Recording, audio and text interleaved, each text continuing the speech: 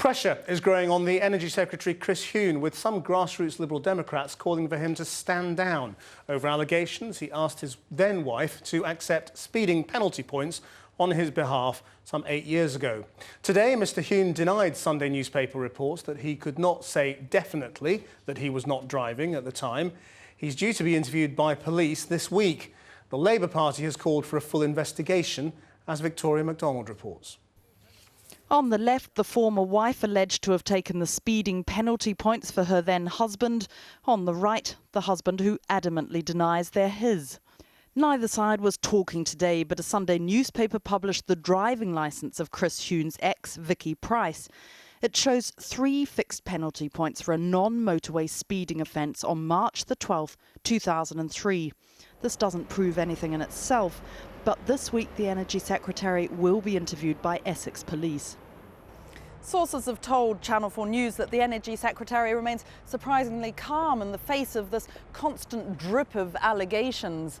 But the fact is that the pressure is now intensifying, with some from within his own party suggesting that perhaps he should stand down until this is all cleared up.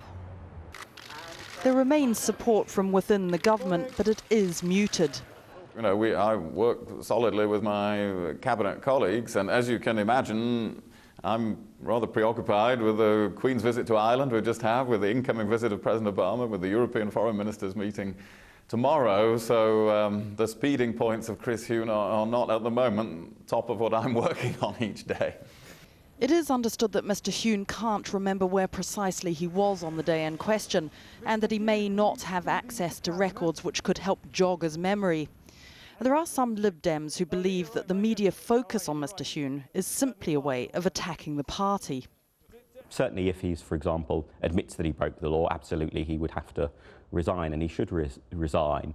But I think those people who think, well, you know, if only he would maybe to stand down now, that would stop negative coverage of the party, are being rather foolish. The Daily Mail and other similar newspapers will carry on criticising the Liberal Democrats regardless of what happens with Chris.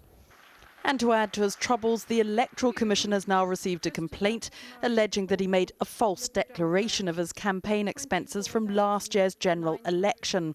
Seen here with Mr Huhne in happier times, these 2 former Lib Dem councillors say they will be providing evidence to the Commission this week.